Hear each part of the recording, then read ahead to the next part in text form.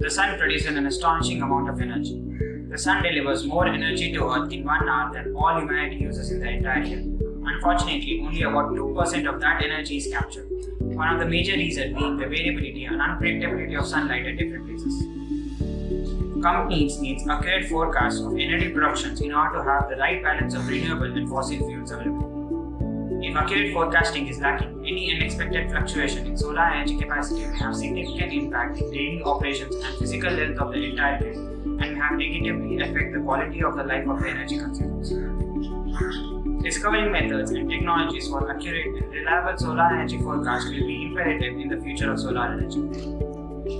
Our forecasts are typically derived from numerical weather prediction models, but statistical and machine learning techniques are increasingly being used for producing more accurate forecasts. In this project, we aim at developing statistical machine learning models for solar energy predictions based on a set of weather features to achieve the objective.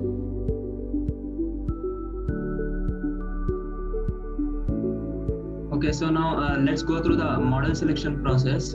In model selection process, we select the best models out of the available set of models. We cannot guarantee that a particular model will work for any given type of data set, and hence we have to try out different models and see which one is working the best for our data set. Okay, then in the next slide, we will go through the steps involved in the model selection process. The first step involved in the model selection process is always to train the models. In this project, we have trained 6 models: random forest, gradient boosting regressor, XGBoost, light GBM, and 2 stacking technique based models.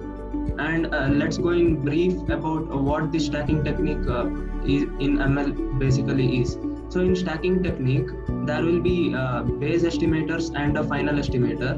The output of the base estimators will act as the input to the final estimator, and the final estimator will use these inputs to generate the final output. And now, why is this considered to be better than the normal ensembling techniques like the random forest? It's because that in random forest, we blindly take the average of the base estimators.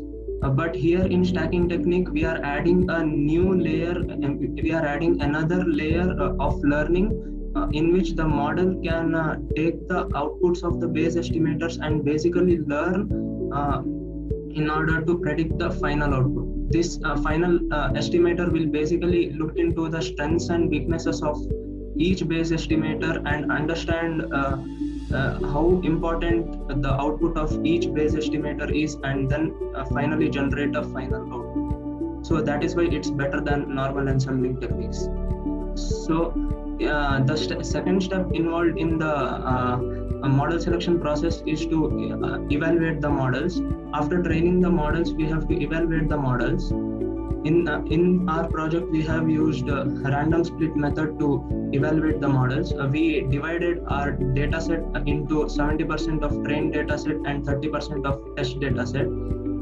After training, we evaluated the models on this 30% of test data set and then compared the models using R2 score. Now, after evaluating the models, the last step is to select the best model. In our project, we saw that XGBoost and stacking technique with neural network as the final estimator worked the best in our case out of the 6 trained models. The R2 score of the XGBoost was 0.836 and that of the stacking technique based model was 0.844. And hence, we see that the best R2 score we could achieve was 0.844. Want to know about the solar energy prediction in your area? Don't worry, we as a team has come up with a solution. You just need to click on the link shown in the video below. Once you click on the link, you will be redirected to our UI page. Here there is a space where you can type in your area and city. So for me, I'll be searching the results for Bangalore city. So just type in the Bangalore there. Then click on the focus tab. Then you have to do the fine adjustment on the map for selecting your particular area. Then check on the latitude and longitude things.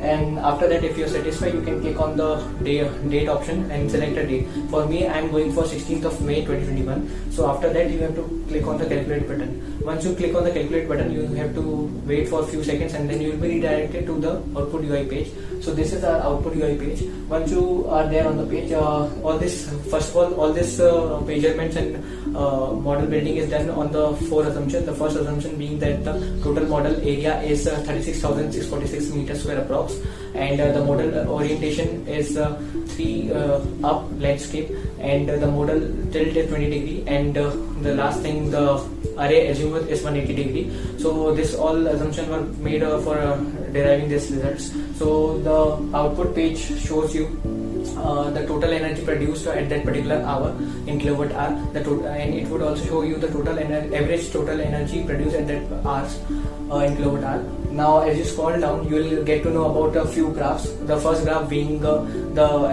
graph between the different hours at a day in the selected date, that is 16th of May, and the y-axis would be showing you the corresponding solar energy being predicted by our model at that particular hour of the day. So as you move down there, the second graph shows you the output to solar energy outputs of 30 different days. So the x-axis shows the 30 different days, and the y-axis shows the output of average output of that particular days corresponding to different days. So yeah, moving forward, we have 2 different analysis to show you. The first one is the cost analysis. The cost analysis tells you about how efficient is our solar energy uses of solar energy thing. So first of all, if you use electricity, then the cost of using electricity for per kilowatt hour is rupees 5.43, and if you use the solar energy, you can save up to rupees 6,000 per units. So it's very much cost efficient. And if you scroll down, you are getting something called environmental analysis. So if you use a carbon fuel, so it will generate 0.185 kgs of carbon per energy requirement of 1 kilowatt hour. So if you avoid that, you can actually save up to 197 of kgs of carbon fuels. So that so it's a very beneficial thing. So if you move forward, and if you plan to, by watching our video, if you plan to get solar panels installed at your place, you can just go through this link. When you go through this link, you'll get to know about some stores which gives you the material that is required to install solar panels at your place, and you will also get the details of the workers which will come to your places and get your installation done. So if after this, if you feel that you require a proper documentation of this output, so you can just click on the download the CSV tab, and you can get the CSV file for this, all the information related to the output page. And after this, if you feel that you are switching to solar energy usage, so we and you are together in this mission to save Earth and make life more happier on this planet. The study in this project can be expanded to develop accurate prediction systems to aid users and organizations with questions about affordability, weather and light patterns, angle and tilt, government incentives which are currently scattered across the web, resulting high-performance forecasting models along with the knowledge of basic household load profiles will allow us for more accurate quantifications of active power reserve requirements. The forecasting approach is the key step towards development of data-driven decision-making framework for power system operations. Similar studies and conclusions can be drawn on large wind farms' energy forecasting models and derive the impact study on its integration and load balancing at the city and national grid solutions.